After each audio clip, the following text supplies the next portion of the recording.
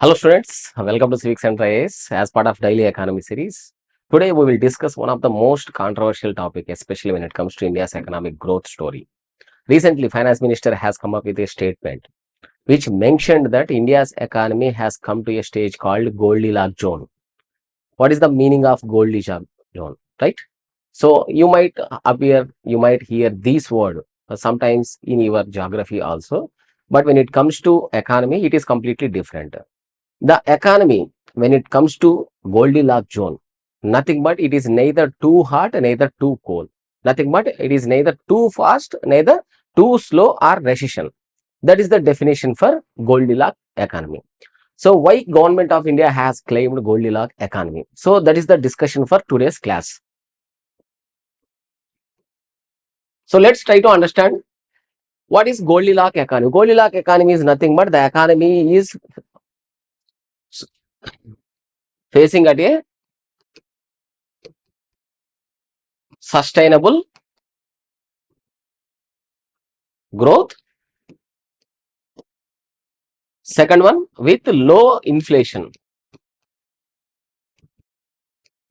and at the same time unemployment, decrease of unemployment, especially when it comes to jobless growth given the situation of India's economy.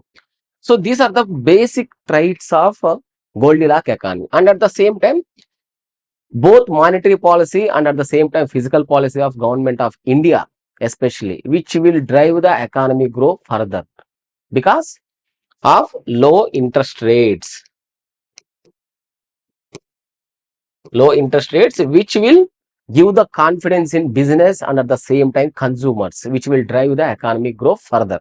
So that is the basic traits of Goldilocks economy. So why government claims, since from last one decade the economic growth, especially according to government, sustainable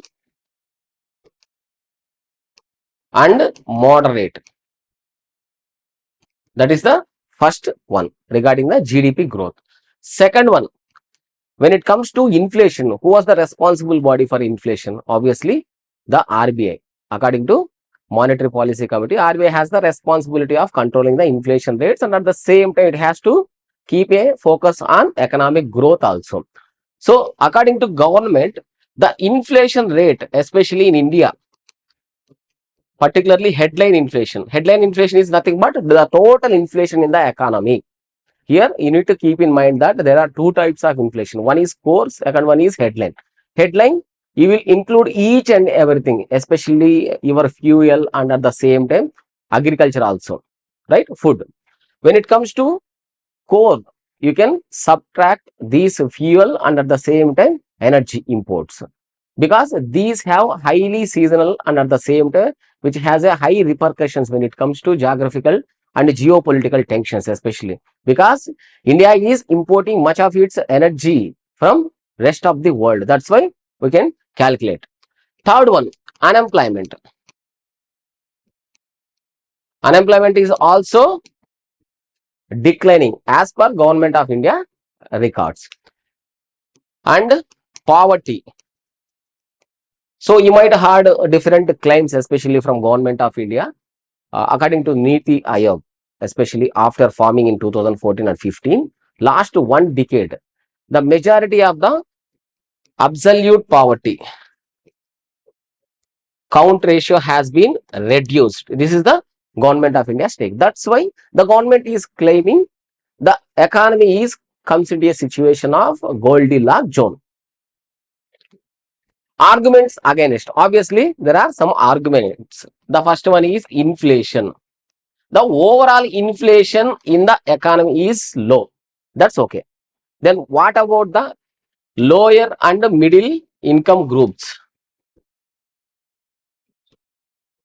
Because majority of their expenses, especially when it comes to household expenses, above 50% of their expenses were for only food.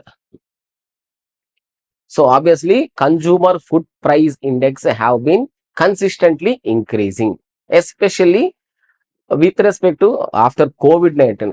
Only 1 or 2 years might be the food inflation has been under the Grim picture. Second one, inequalities. Recently, World Bank has released one of its report. According to that, India is the fourth most equal societies when it comes to payments, when it comes to wages. But on the other hand, there are some reports, especially Axfam, Bloomberg, Inequality Wealth Labs, IW. These are completely projecting India's economy and the another side. Nothing but your income, wages, and at the same time, income and wages inequalities still exaggerating, still increasing. That is the second one. Third one, unemployment data. When it comes to unemployment, so obviously India's economy is growing through a jobless growth.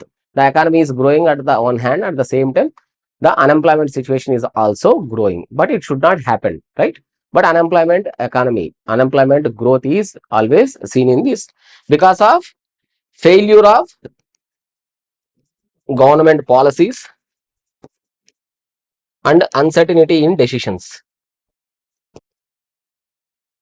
So these are some of the arguments put forth by some policymakers and economists why India's economy doesn't have to fit in the Goldilocks zone. So what is the way forward? What is the way forward? The first one is tame food inflation. Obviously, the overall inflation, especially when it comes to CPI, the inflation is very good, which is under the limits of 4% plus or minus 2%, nothing but 2 to 6%.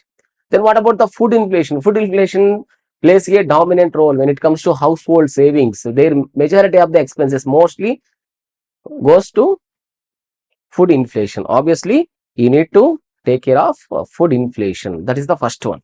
Second one, real wages and nominal wages. There are two concepts. One is with respect to inflation and second one is without inflation.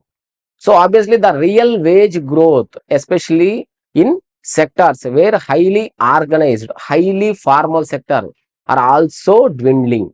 The real wage has been sometimes even in negative shade also. That is the second one. Third one, address inequalities. How to address inequalities? Obviously, you need to promote more social security nets.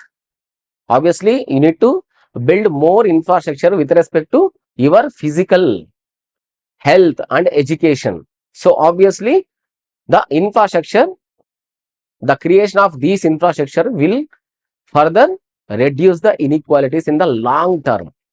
That is the third one. Promote inclusive growth. How to promote inclusive growth? Obviously, while the government is borrowing too much of money, especially from both internal sources and at the same time external sources, obviously there is a problem of crowding out effect. Nothing but the private players are not interested to make any investments in country. Obviously, the research and development and at the same time the social benefits which will have a in longer term are also at the stake. So obviously, you need to promote a inclusive growth in the long term. So that is the inclusive growth, and at the same time, you need to develop a rural based economies, rural industries especially, so that it can have a positive effect on overall economy. Because India mostly lives in villages. That is the quotation by Mahatma Gandhi, right?